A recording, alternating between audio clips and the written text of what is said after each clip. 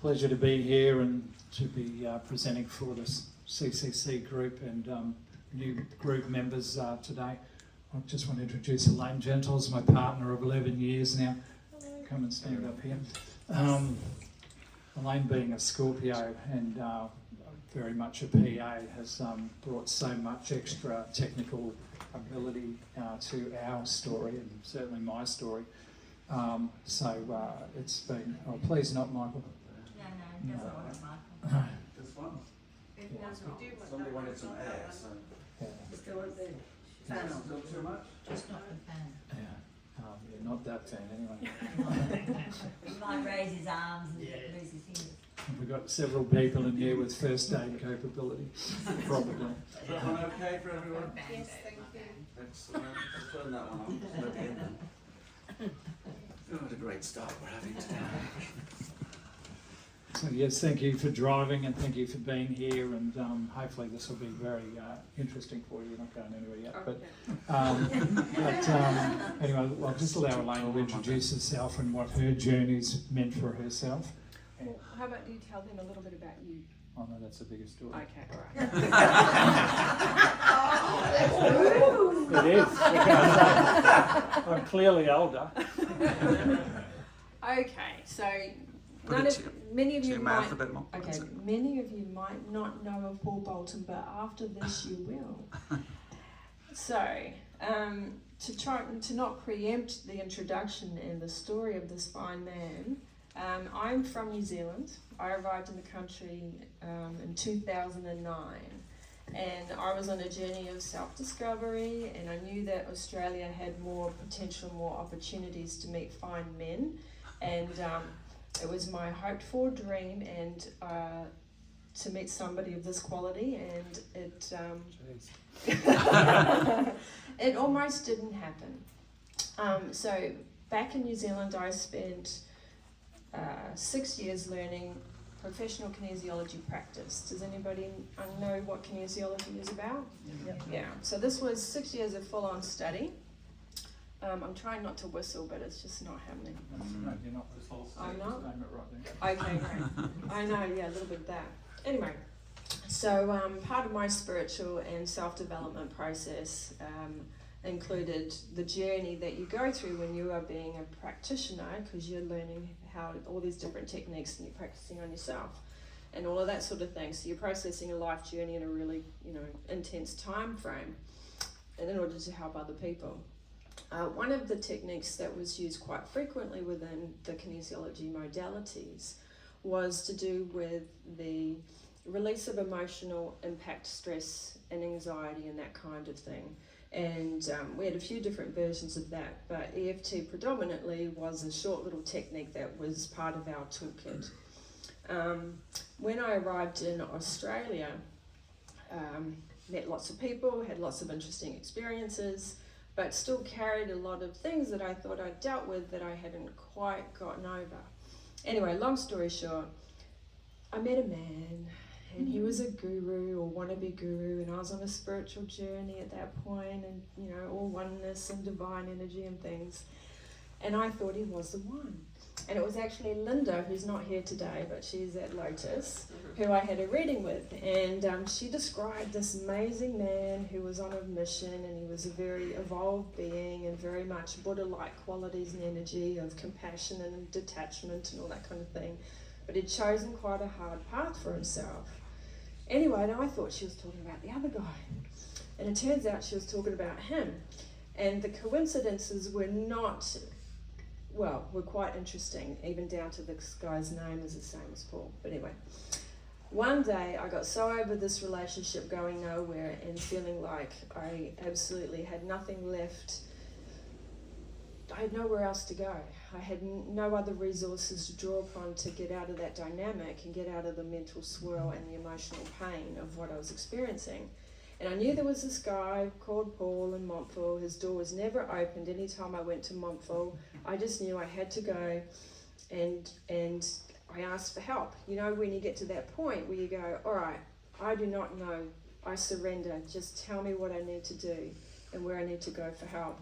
Anyway, there he is in Montville, doors open, shake of the hand, let me read your palm, let me tell you a story, and the rest is history. But when I had a session with Paul, which was his main work other than his psychic reading work, what was so familiar about his therapy, it was like a supercharged version of this one little technique called EFT that we learned amongst several hundreds of other techniques at that time. But it was a supercharged version of EFT. And the way in which he spoke and the language which he used was identical to my spiritual teachers at the time. And it was like the angels were just singing above my head saying, this is the one. Not so much in terms of the fella, in terms of the therapy and the breakthrough. And that's what I've been looking for. I've been looking for the breakthrough. Why was my spiritual teachings not working? Do I have to go to India?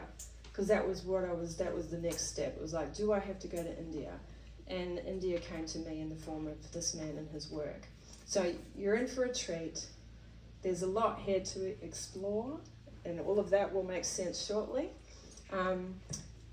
That's all I've got to say. Yeah, thanks. My cat says hi to you. You never know what people are going to say when you hand them a mic, hey? When you do. So I'm Paul Boulton. I've been a professional psychic in my own shops for over 20 years. Had my first shop in Adelaide Street in Brisbane City, across from Coles, from about 2002, and that was called the Holy Grail. I was there 2.5 years doing readings, doing tapping down there.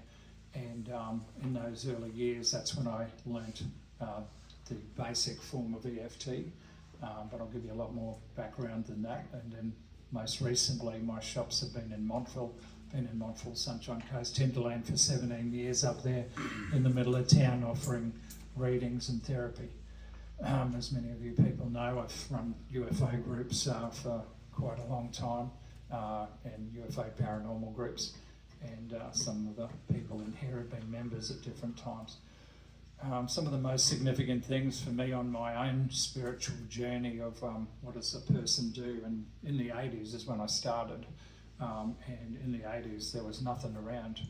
Luckily for me, one of my friends, his mum had a library. Nobody had a book library in Brisbane in the 80s, but she had books on meditation, on Hopi wisdom, on all sorts of things, and she and a group of her girlfriends used to read tarot, and so they invited me to join them.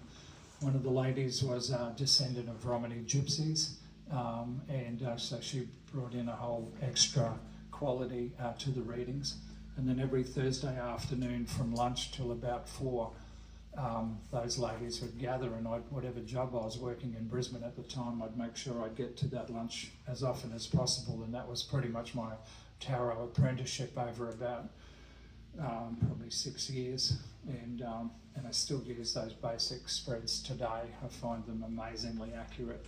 I'm a psychic empath by birth, which means I feel where people are, so you can be talking to me about all sorts of things, but if it doesn't register as true for your actual essence, then I'll know that stuff. And I've learned palmistry over the decades as well, and palmistry is just wonderful for seeing quickly where a person's at, and I really enjoy that combination. So when someone comes to me for either a reading, whether it's done over Zoom or Skype, I've had a few hours with a German client in the last few days, so we do that over Skype, but clients all around the world. One of my clients for a few years won a BAFTA back in the day, and I won't tell you who that is, but British Music Awards Top Line Singing Award, and so I was looking after her for a few years, trying to keep her out of some dodgy relationships she was sort of aiming for with people you guys know, at least via the cinema. So it was interesting hearing deeper level stories of people. But the main thing for me in my journey is the most important thing we've got to get right and get a better connection with is the quality of our heart. And to do that, we have to quieten down our head. The survival focused mind, we have sort of broken down the mind into roughly 2 parts these days, and there's clearly more than that. But for the purpose of this talk, we're going to talk about your greater mind. That's the one that enjoys rainbows, beautiful skies, orbs with people's dads' faces in them like Michael does, and all sorts of beautiful things like that. That's the greater mind. But then there's the survival focused mind. So this talk here will be presenting to you what creates the challenges in your survival focused mind, and for the most part it will be so well defended that it won't let you evolve or change anything. Can I just see a raise of hands here? I know there's quite a few therapists in the room, so let me see some hands. Wow, that's what I was thinking. That's what it feels like. So, well, that's really good. In part 2, after the water break, which is about an hour away, toilet break, I've got about 100 of my pre-written targeted EFT statements here. I have between 200 and 300 that I've written, and I select, when I'm doing a session on someone, the top usually 20 to 25 statements that will help liberate them from their wound base, whether they've got sexual abuse trauma, whether they've got grief from a child dying or a loved one. So we go into all those big dark areas like that. And but the importance is once a person has had that opportunity to process it, I'm never going to say, and some EFT practitioners will say that they'll clear the topic. I'll never do that. I'll say that we can reduce the topic. So if the topic's this big and scary, usually we'll be able to get it to this size and manageable.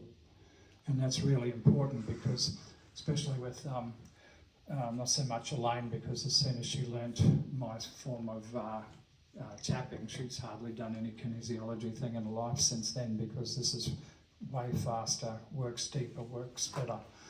So she could come home from work some days, and whatever job that was at the time, she might be a big crumpled mess, goes, where's your statement bag? And she'll take off my statement bag off to the bedroom, and she says, I'll be back in an hour. And so she'll just go in there and work her way through and tap herself through on whatever got to her that day.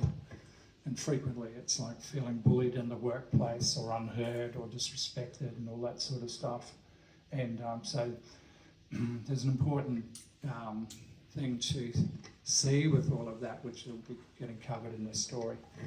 I do want to say this as well. So some of the best training that I've done along the way was myself and about a dozen friends, and in about 1988 we started to follow the teachings of Ramtha, the channel being in Washington State, in Yelm in Washington State, and that's channeled through the person J.Z. Knight.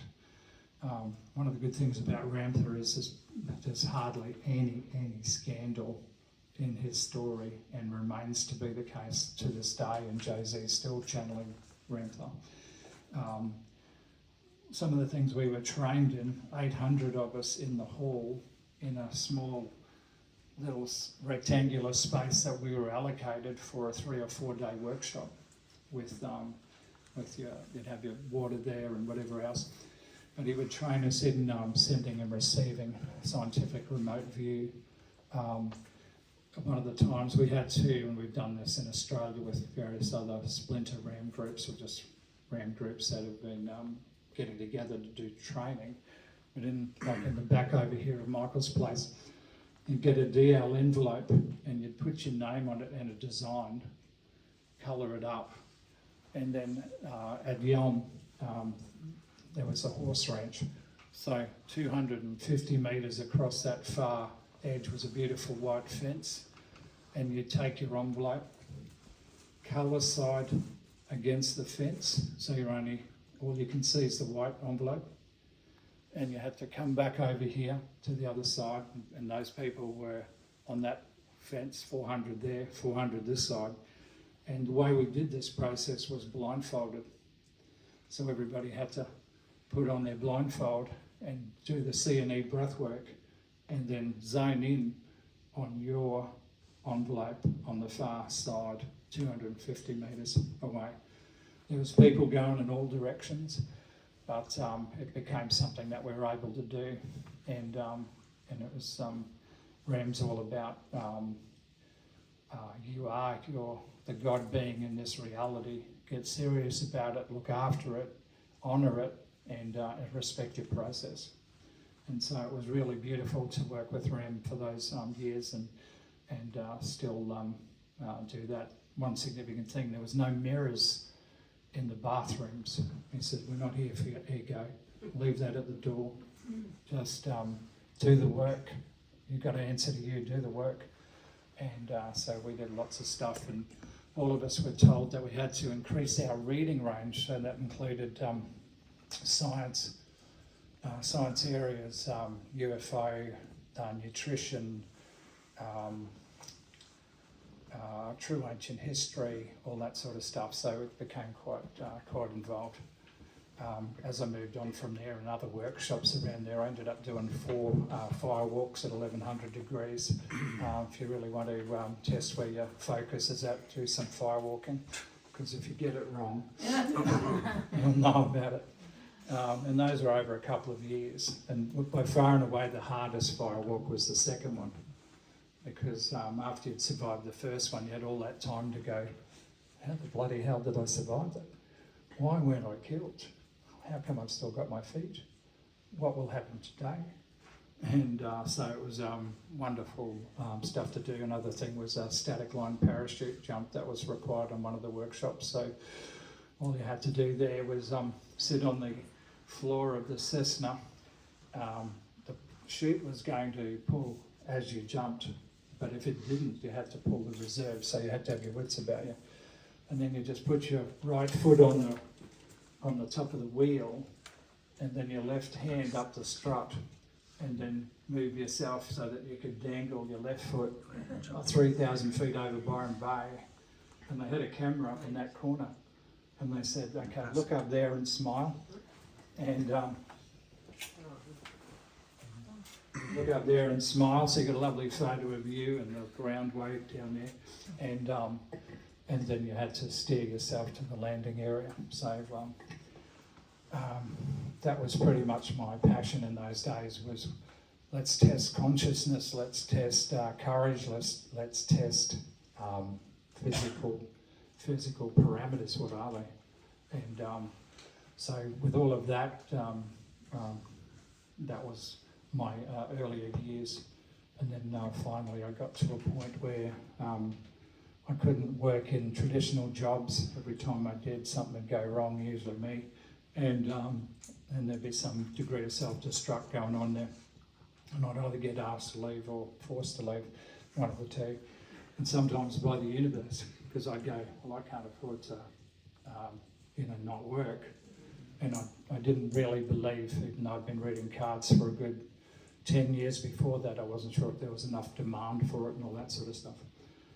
But one time I had an opportunity to join or to take over an affordable lease in Adelaide Street in Brisbane, from where the camera houses are up to King George Square, so prime CBD Brisbane. Met stacks of people in those days. And during the work I did with the readings and that, I reckon I was single-handedly more responsible for more breakups in southeast Queensland than any other guy, because I would frequently have these sweet young things in there and going, what the hell are you doing with this bloody wanker? How dare you? Look at your quality, and then sure enough, a week later they'd be dropping back going, yeah, I flicked that guy. And I go, well done. And in those early years, that's when I was given the Gary Craig EFT manual for the early stages of emotional freedom technique. What it showed in those early days, which was profound to me, was that it was able to help Gulf War veterans recover from battle trauma. And when I saw it could do that, I thought this can help in all sorts of ways. And I want to learn about this stuff, so I did. But in the earliest formation of that, they would give you a sheet of paper, and I'm spitting here anyway, a sheet of paper, and it would have, say, 50 to 80 words on it. And I'd present that to the person and say, can you please select the top 6 words that feels like you in this moment to represent you. So, and this became one of the key factors, which is why I changed what I do, because I'm an empath. I can feel where they're at. I know they've been violated. I know they've got deep grief trauma. I've seen their palm. They're lucky to be breathing. And their head will go. I'm feeling a bit vague and a bit tired. So they're picking out the lamest words on this page that was completely inaccurate for what they were, how they were feeling. And I thought, okay, I can't afford to waste my time, and I don't want to waste their time. So from that moment, I started writing individual statements aimed at various shutdown sequences that the mind uses on us. So nowadays, I've got between 200 and 300 of those statements. So in a 2.5 hour, 3 hour targeted EFT tapping session with me, the top 25 that are specifically yours are going to get tapped through. The defensive mind really doesn't like that stuff. It doesn't like being challenged. And I've had, I get people in the early days, they would say, do you mind if I go and get a coffee or go and have a smoke? And I go, yeah, you're not doing either of those. You're here to do processing. You either pay me and then you can go and do that stuff, or you stay put. And you go, oh, okay, it's a bit rough. And I'll go, well, are you here to evolve or not? I'm known for my directness, but my gift and my responsibility to you, as I see it, is I want to get you to the biggest, sweetest, most courageous heart version of you possible, because we're all on a limited time frame, and so it's so important to be prioritising that. There's always a million things we could be doing, but most of those things are, just things really.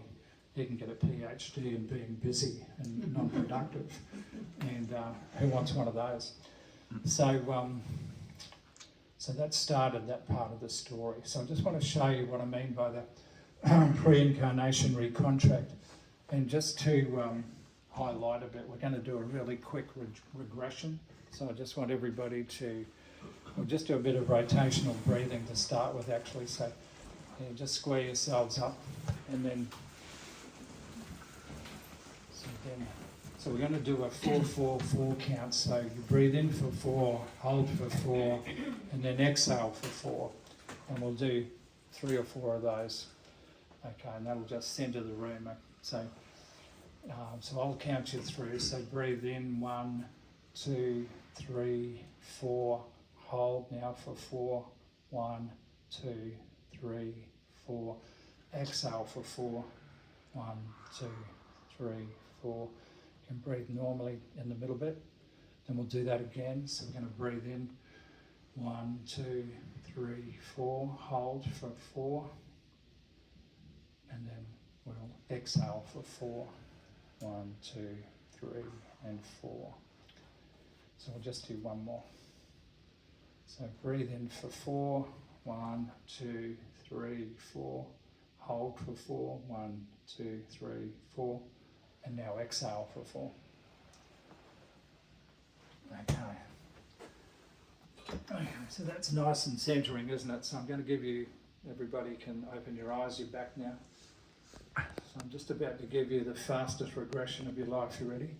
That's who you were before you incarnated. Now I'm going to show you the rest of the story. So, in Robert Monroe's book called Far Journeys, he wrote many books, and Robert Monroe had the Monroe Institute in Virginia Beach, and Virginia in the States on the East Coast. He trained tens of thousands of people to astral travel. That was his gift to the planet. And I've met many of his trainees and people. One of the other things I've done in recent years, and probably the last 15 years, is I used to look after the floor at the Nexus conferences. So I would have looking after the guest speakers.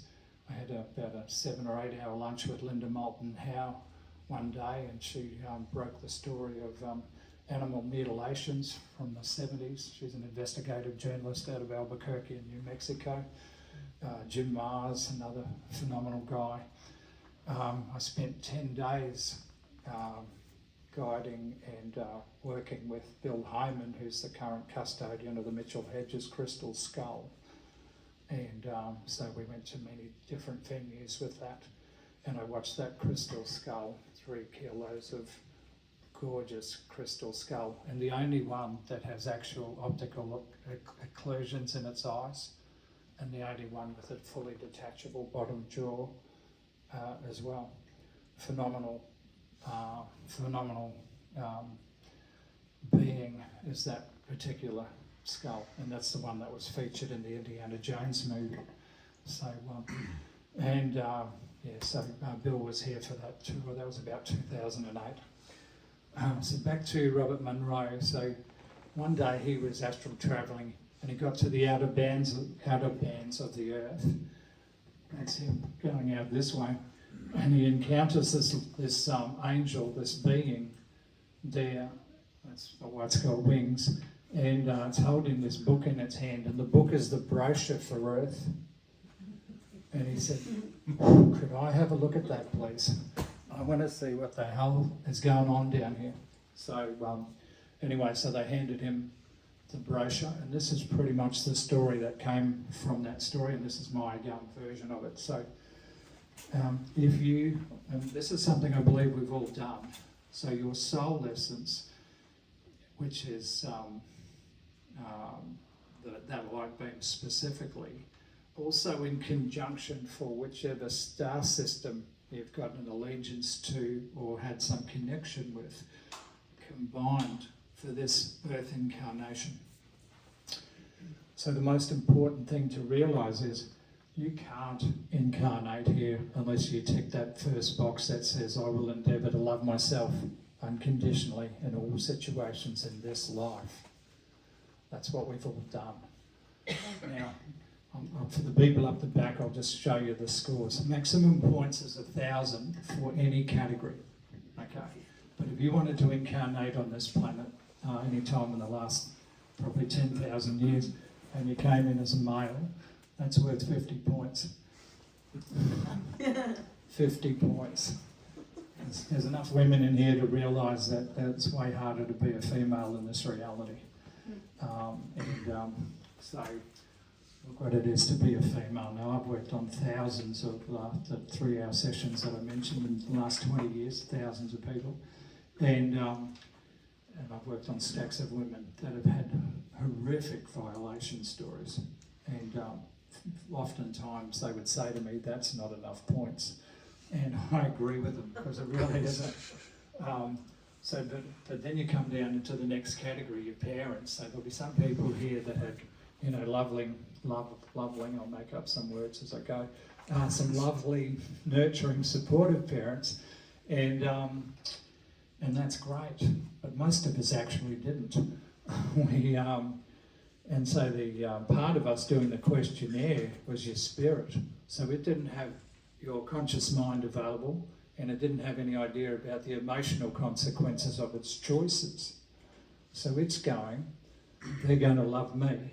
I'm going to get them as many points as I can for this trip, because that's just the spiritual part. So anyway, so it's sort of fossicked around and found the most clueless, most dysfunctional parental coupling available at the time of incarnation, and said, "Sign me up with these guys." So there's your mum, there's your dad, and who knows what's on their own timeline. I read an interesting thing this morning. I was up at 3:30, as someone in here can testify, with my little coffee plunger in the middle of the lounge room. And I read, and this is such an important detail, that in a woman, and specifically your grandmother holds all the eggs for the next few generations. So she has already the egg of your mother in her, and she has your egg in her. And that's the same for womankind when they move through. So not only are you picking up the vibrational frequency of your mother, but you've got your grandmothers as well, because it's all come through in resonance. And so, really important detail. So you could have, chosen a good bunch of bushwhackers here for the family that are pretty scary. So you go, that'll be worth 1,000. By this point, the soul's just ticking away those boxes because it's going, I want the points. So it's rocketing down here and it's going, okay, well, this family's got some pretty dodgy genetics, but I don't care, it's 1,000 points, it'll all be good. Tick. And then it goes, I don't even know what SA and V is, but that's 4,000 points and I want that. So I'm ticking that box as it did. And down here for the cat lovers, obviously 1,000 points is all you get, and never enough points. But that's an option, and so many other categories could have gone in there. So anyway, by the time the soul gets down to this bottom bit, and the person that had the questionnaire was going, okay, now you've got to sign off on this, and I go, wow, look at me, I've just nailed 54,000 maximum points for them for this incarnation, they're going to love me. And they go, okay, sign here please, so scratch, signature. And the next minute, boom, the memory of what you've been signed up for gets snipped. And you have no idea what's coming now. The next moment is the conception moment down here. So, and life for us starts literally in the conception moment. And the first thing you've got to process is your mother's unaddressed story till the time you're conceived. And then your dad's. And then anything that was chosen down your timeline for challenges. So that starts unfolding from the time you were conceived. Once you're born, let me just make sure I'm coming along here properly. Many people have, and this is what SANV means, sexual abuse and violation. Big topic, the most unspoken topic on this planet. Even worse than Sound of Freedom, that story. But these are Queensland government current ratios for sexual abuse in girls. 1 in 3. Boys, they say 1 in 5. Over here are 4 categories. For them to get that ratio, they're only using one of those 4 categories, because I use 4 when I'm working on clients. So they use this one, inappropriate touch, handling, tickling any time in your life. That's category 2. Look what happens when you add mine in. All males, all females have some. So here's category 1, as every woman here knows, and every man as well for that matter. You get category 1 for free on this planet. And that's any time you felt males were sleazy, dodgy, scummy or inappropriate. It's everywhere, and you doesn't have to be directly aimed at you. It can happen during a movie that you're watching, but you still cringe, you'll still react, and it still has an impact on your emotional, mental balance and the safety. Category 2 is inappropriate touch, handling, tickling, any age. Category 3 is guys flashing at you and scaring you. These days that can include dick pics, can't it? And then category 4 is any and every time you felt you haven't been appropriately, respectfully, sexually engaged with. And sorry. So anyway, what I've found over the time of working with some pretty full-on wounded women, mainly women, I've had them go to me, can you tell me when I was, please? Can you tell me when I was respectfully sexually engaged with? Some have gone. There's some huge stories in there. One lady one time, a Polish lady, said to me, my father stopped sexually abusing me at 2.5. And I said, I'm sorry, I didn't hear you properly. Did you say he stopped sexually abusing you at 2.5? And she went, yep. I said, what happened? She said, that's when my sister was born. And so my background has been taking people to those sort of places. I had a psychologist on the coast come up to have a session with me a good 15 years ago, and she said, I have to come up and see what you're doing. She says, a few of my clients are talking about you and you're getting some results. So I had a look at her palm and I said, oh, look at that. You've got unaddressed sexual abuse trauma on your palm there. And she sat straight upright. She was about mid-50s at the time, and she went, nobody's known that. And I said, well, maybe nobody's known that, but it's true, isn't it? And she went, yep. I said, well, let's, why don't we work towards getting rid of that then and reducing that for you. And so that's what we ended up doing. And she would send me her violation category clients. And it came down to, she said, the model that psychologists use, actually I should ask, is there a psychologist in here? It's rare if there isn't. Okay.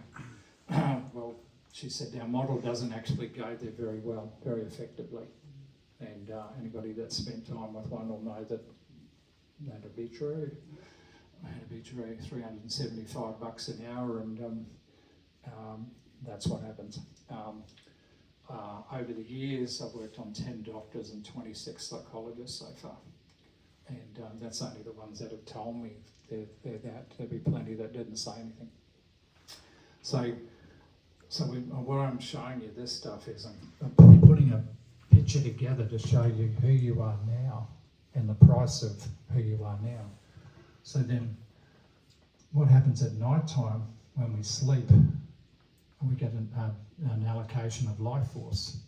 So what happens, what the conscious mind does, is it makes sure that it feeds the wound base first. So when you wake up in the morning, you can go, I was in bed for 8 hours, how come I feel like crap? Why haven't I been topped up? And it's because the wound base is what it fills up first. So when I look at a person, normally society pretty much only is interested in 2 categories. So they'll go, we could look at this group in the 2 categories and go, well, how lucky am I, what a great looking bunch of people you are, please say thanks. How true is this? and that's category 1. The second category is, do you have a job? Yes, most of you. Or superannuations or pension, whatever, but it comes down to, the second question is only aimed at, are you a burden on society and a possible threat to me? Because you might ask me for $50 later.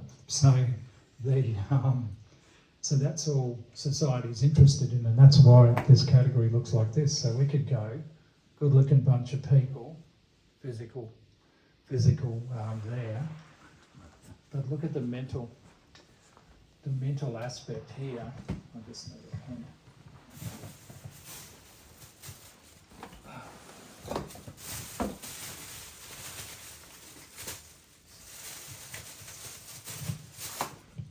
This is a normal indication of a person's mental aspect, and this is the survival focused mind when it kicks in. See that arrow up there? Vroom. It will immobilise you, it'll annihilate your ability to make a change, it'll sabotage you, it knows it can, it knows it will. So you could wake up any day and go, today's a fabulous day, look at that.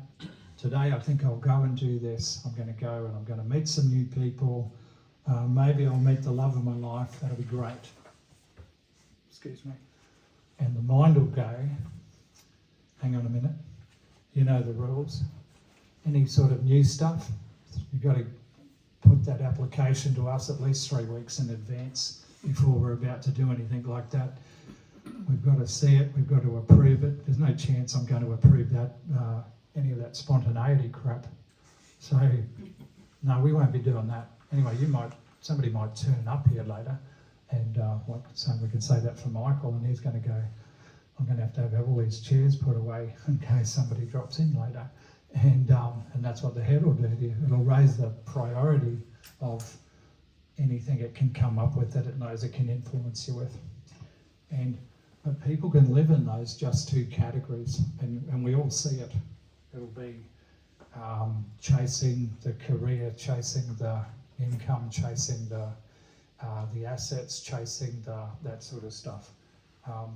So you can live in 2 out of the 4 categories. You can live in 3. You can have a bit of a spiritual thing. You can be a part-time Buddhist, eat mung beans and stuff. But I always say, when we look at festivals and that, and even on the coast, in Brizzy we get one every year, it's the Body, Mind, Spirit Festival. Well, where's the emotions in that? It's not there. They're going to lump it in with this horrible thing here, the conscious mind, or the survival-focused mind, that is so inappropriate. And society, for the most part, will try and have you thinking that an emotional reaction is bad. An emotional reaction can be joy, can be love, can be inspiration, can be all this stuff. But there's a quiet attack on the position of the emotional body. And so a normal person looks like this to me. So they could be physically attractive. Their mind will be scrambled for sure. Whether they believe in something or not, they'll find out soon enough whether that's the right one. If you know that Facebook meme that says, there's 5,000 gods out there, but don't worry because you're backing the right one. So you'll find out for that truth sooner or later. And then down here, there's the emotional body. And so the mind has an agenda to keep it wounded, keep you feeling like you're running on empty, and it's really good at it. Really good at it. So it's got street answers, it's got personal answers. So Michael said he'd be thrilled to volunteer here. So I could go. Lovely to see you again today, Michael. Tell me how you feel. Great, thank you. Great, thank you. He looks great, doesn't he? Now, if we were in downtown Karoi, we'd probably get good, great, fabulous, thanks. But that's just the street answer. The real answer is what you know it to be, and that's what happens in a reading with me. We're going, okay, let's just talk about some truth here, and I'm not doing that to be mine. We're going to be mean. I'm going, let's help you evolve, and if I can't help you, then I hope the next thing you try can help you, quite literally. So. That's a normal sort of a person. Now, why is that significant? Because if you take in all of that, we all have a natural transmitter on the top of our head, and that sends your signal out. One of the most chilling things people will get to realise is that the universe is actually a neutral force. It can only send back the signal of your emanation. So, a person who comes in here a bit wounded, and how the wounds can play out is in this diagram. I haven't got to yet, but there's adult you. But the wounds you encountered 0 to 10, that's wounded in a child. 11 to 20 is wounded in a teenager. Now, if you guys don't think this story runs you, it's a bit like Michael and the cat before. The cat rules. These things rule. And so if you are walking through the plaza and you go past the New Zealand ice cream stand, I'm not sure if it's still there, but you can be sure that there's a flavour with your name on it, and it'll be beckoning you. Mm-hmm. And who's doing that? Wounded inner child's doing that, going, I've put up with your crap, we're still in the plaza, I hate walking around, you don't know what you're here for, you're wasting my time, we could be at home playing, or I could be on my game. You'd better get me something, or I'm going to turn this story into ugly quickly. And so you get them an ice cream. And then, and this holds all the abandonment issues that we felt from those family and that story up here. So, we can all live without being loved, because that's not actually the biggest fear we've got. The single biggest fear we've got is isolation, rejection, and abandonment. Way bigger. The fear of that will have people doing booty calls. It'll have people doing road rage, gambling. It'll feel, alcohol, drug addictions, and all sorts, chocolate addictions, all sorts of things. Not that that one's that bad, but it's up there. And the prices are going up soon. You would have seen that. And but so where the processing goes to, as we actually work with, is getting some dialogue with the wounded inner child, and then the wounded inner teenager. Now, if any of you guys have raised children through their teenagers, or even remember your own salubrious journey through your teenage years, you can remember it can get a bit bloody tense. And but this one has all of the physical attractions of a functioning adult.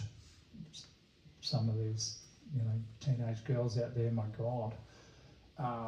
Some of the guys, just, stunning creatures. Some creatures is the right word sometimes too. But down here, but they have a lot of sophistication. What they don't have is the maturation. They don't have the kindness about them, or the life skills to be gentle with you. And they can hang you out to dry in embarrassing ways. But equally so can your own internal wounded inner child and teenagers.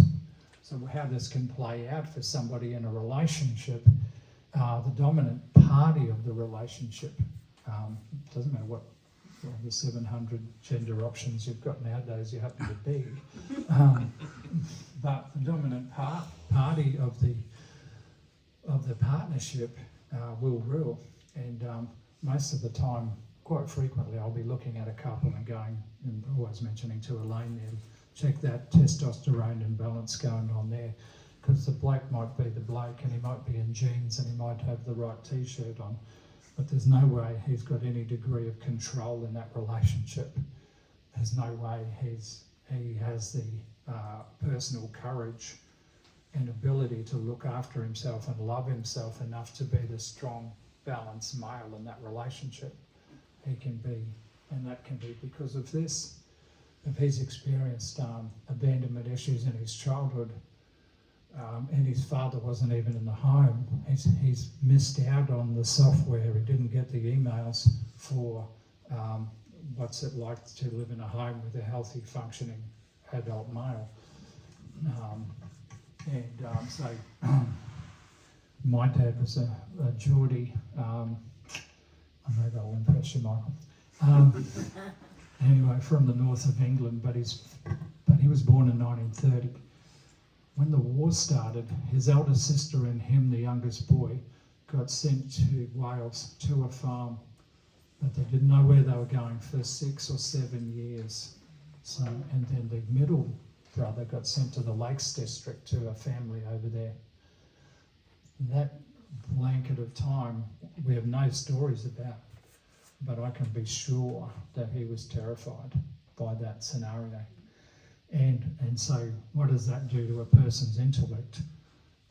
Is they've got to be able to be in a situation they can control. So my dad became a very efficient Virgo police inspector. And what would happen at our place, he'd come home and go, I heard something got broken. See that tree on the far hill, about a mile past that this afternoon. Where were you? Whack. I was here, no, doesn't matter, whack. I'll put that in the bank for later. And that was the reality. Now, I'm an empath, so I could feel his story, and I could feel his wound, and I could feel his pain. And my sister and brother had the right approach, but I was never smart enough. They did really well at school. And both of them worked in highfalutin jobs. And then there's me, and doing something that I really, really love, but right up until he died, it was never something of value because it wasn't recognised. So the power of parental wound on all of you guys, their opinions will still be rattling around in your wounded inner child. And then for the women out there, that they can then transfer that wound onto their partners. And then as we're going to do some tapping later, we're going to be working on the victim circuit, but also the martyr circuit. You know, if I didn't know better, as I scan this room, there's some gorgeous looking martyrs in here. Just, you know who you are. And but we want to quieten that one down too, because the real key to all of this is like attracts like, love attracts love, fear attracts fear, confusion attracts confusion. So if your emanation signal here says to the world, hi everybody, insert name here, I just happen to be banged up, wounded, nervous, anxious, tense, defensive, abused and violated. I've got serious levels of communication, intimacy, commitment, phobia, violation, trauma and depression. If that's your signal because of that story, then that's what you're going to get back. And it'll come back in your partnering for a start. And the tricky thing about that is we all get blindsided on that one because it's all brand new. Even with this beautiful specimen over here, Elaine, you know, she has, you know, we have similar stories, we have similar issues. You know, I was working on some people in the last couple of days, Skype sessions out of like thousands of kilometres away. And the guy had probably the worst violation story I've heard in a long time. And what was rare about it was perpetrated by a woman. 98% of the violated people I've worked on have been got at by men. Every now and again, it'll be a dad or a stepdad. And in that under 1%, it was a woman. And this lady, horrific stuff, two or 3 or 4 year old, horrific stuff. To a point that his own 1,000-point mother up here was so embarrassed about the police coming around and bloody, you know, getting them questioned and everything, that the next time they went to the beach, she tried to bloody drown her son. So, you know, and these stories, they don't come out unless the situation's safe enough. They don't come out unless, you know, the person's really at a place where they go, I really, really need to evolve now. I can't carry this wound any longer. So that's the importance of that. And so then next day I'm working on his wife and you go, okay, well, what sort of story must she have to be with this really wounded guy? And she was a binge drinker. So she would have blackouts from maybe 1 o'clock in the morning till about 8 in the morning. And she'd go, I've no idea who I was with. I've no idea who I slept with. I don't know how I got home. She was in Bangkok one time, drinking with some people she just met at a bar, but still managed to get delivered back to the right room she was staying in her hotel in Bangkok by the people that she met. And so, anyway, big stuff. So why is this important? Because who wants to carry these stories around anymore? You know, it's interfering with your life force. It's interfering with your ability to love, your ability to speak up. All of us got shut down in our homes by about 5 normally. You might remember the time where you as a child were surprised to hear that your opinion wasn't the most important one in the home.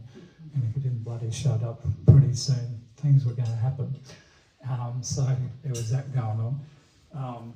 But what the mind does with those files, just like a kilo of grapes in front of you, it opens up a new folder, and in the nighttime allocation, it allocates your life force to those next topics. So you can imagine you've all got a couple of kilos worth of grapes hanging there of all these unaddressed topics. So what I do with the processing is we bring in the secateurs and we go snip, snip, snip, snip, snip, and we take out a sizable chunk of these things to a point that I reckon by the end of a session I can usually Okay, and I'll tell the person early, do you want to feel somewhere between 40 and 70% better than you feel right now by the time we finish, 2.5 hours? That's what we can do. But you have to be courageous and you have to be honest with me. So that's that story there. So this section over here is what a session, poster session. So we gather this information and I put a bridge here and we put a bloody big gate there so that story can't seep into your present time and new reality. And then we can work towards harmonising and restoring your physical balance, quietening your head down. Courage lives in the heart. That's the important thing to realise. So when the heart's wounded and it's running on empty over here, you'll be lucky to make a sandwich and feel okay about it. But once we take those wounds out, it's a self-healing organism. It immediately seals. It immediately starts to refill. And there's only two things left on this part of the diagram. So we're not going to clear everything, you know. It's a great process. There's some good ones out there, and I'll mention another one in a minute that I've found really helpful. But you need some degree of tension in your life, you know, so we're not going to completely annihilate your parental issues, you know, they're valuable. But a whole lot of other stuff related to old hurts down here, people. So normally I'd get a person to list the wound base, so we'll list names. At this stage, you know, who do you know is wounded? You give me their first name. If you don't know their first name, we'll call them the man, blah, blah, blah. So we might have 20 names. By the time we get to this bit, after the japping, there might be 4 names left because their mind's gone. It's not an issue for me now. I'm not ruled by that story anymore. And this basically is where we're heading. Remember this one? Insert name. Hi, I'm banged up, wounded, nervous, anxious, tense, defensive, abused and violated with serious levels of communication, intimacy, commitment, phobia and depression. This one, new signal. Hi, I'm now ready to be loved, valued, nurtured, respected and appreciated in all areas of my life. When you run that emanation, opportunities turn up, new people move into your life because the mind's not running defensive patterns.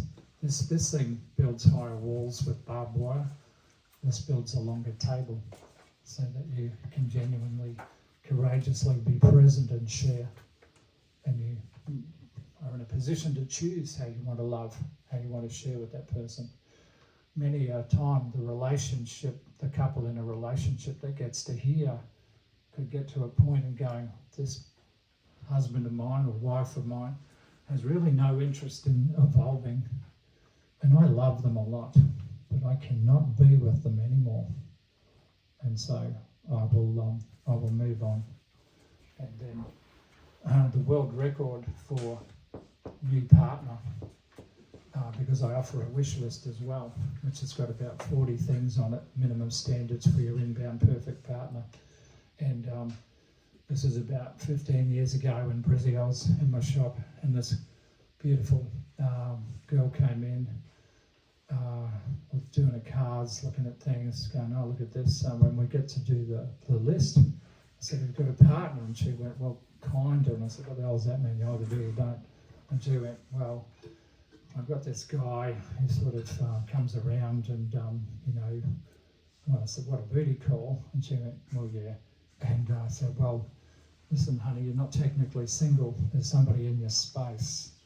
So how can the universe supply to a vacuum if there's somebody in your space? So that person's name needs to go up here on your homework list, which is what that page you got there, the detachment statement's for. So she put his name up there, cleared out a few X's, cleared out appearance, a few other topics, a boss, just rattled off the names and had to do that processing. The next thing she had to do, which isn't in here, was she had to do her 4-category wish list. And that starts with minimum standards for your perfect partner, single and available. That's a really important 2 words. You'll find plenty of people, I'm sure all you gorgeous women have found that, plenty of people available, not many of them single. And then And so by the time you get through all of those other things, I always have in there sensually and sexually compatible, can cook, likes to clean, all this sort of stuff. And before Elaine came on my own list that I did one time, I went, I am tired. I'm a Leo. I am tired. Well, let me give you the full rundown. Leo, Scorp rising, Sag moon. How fluffy is that? Yeah, that's not fluffy. but importantly, it's got Sag and Scorpio, the two most psychic signs of the zodiac, and the big heart of a Leo to bring the kindness. And it's mainly nice most of the time, isn't it? Carolyn knows earlier in the week that it wasn't too flash. But anyway, we all have those moments. I read a nice meme the other day and said you can still be spiritual and still tell people to fuck off when you need to. And that's one I sort of appreciate. So anyway, back to this girl. So she does a detachment, does a wish list, detaches from a wish list, all on the Friday night. Now, the Saturday night she was at a party, fully ticked off wish list at the party. And with my clients, I only ever get their first name. I want to protect their anonymity. I don't need to know their name or where they live, any of that stuff. But the next Tuesday night, about 4 days later, I'm on a train heading up to Nunda from Central, about 600,000 people going home in Brizzy at the time, about 5:45, going up to see my mum, briefcase, book, plonk, reading away. Bang, in the seat next to me comes Natalie from the Friday night. And she goes, shit, this homework works fast. She said, I was at this party Saturday night, I met Matt. He was everything on my wish list. She said he only went home this morning, that was Tuesday morning. So I could sense a degree of compatibility. And then she's was very pleased about all of that, obviously. And then 6 months later, Natalie and Matt were back in for how do we look for the marriage and the kids bit. And that's what brought it in, resonance. So it'll work with groups like this, and I've looked at many palms earlier today, and the palms are almost the same in here. So like attracts like. But the important thing is wound attracts wound. That story can kill you. It might take 3 decades, but it'll still kill you. Because the head is more than happy to run you into the ground. It doesn't care whether you get loved again. It doesn't care whether you get married again or well partnered. It'll go, I'm good to you. I'll get you a few bonks. How about that? Might even have a drink. But it's not going to go to extend itself, because it goes, if they get too loved up, they're going to become a lot more difficult to manage.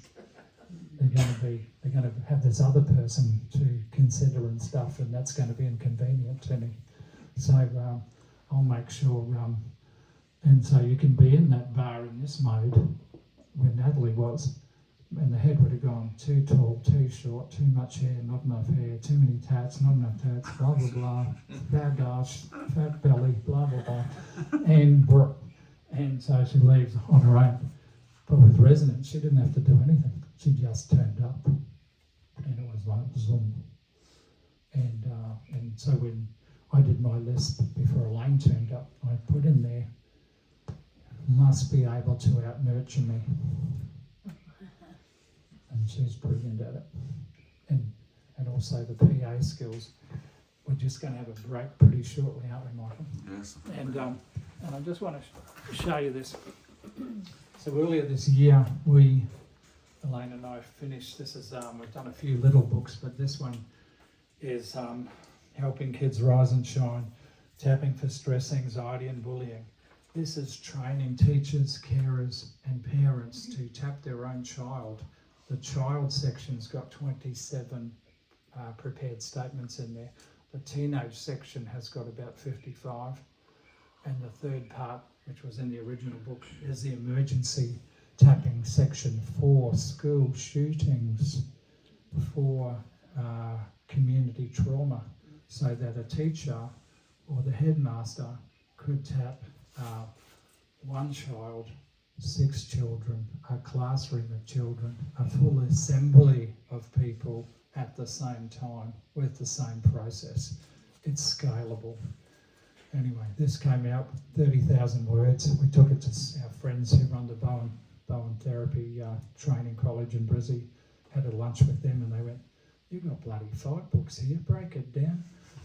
So we've taken it back offline and we're breaking it down to child information and child tapping section, 1 book, teenage information, teenage tapping section, next book, and then the emergency one. So some of these sort of statements, they're aimed at the child because this is a child book. But importantly, as you'll see after the break, we're going to do some statements designed at where you are now in your life and how to reduce the spin in your head, how to reduce the stress in your head, how to boost your heart. And then I'll show you how you drive that detachment statement to look after yourself better. So thank you for part 1. Thank you, Paul.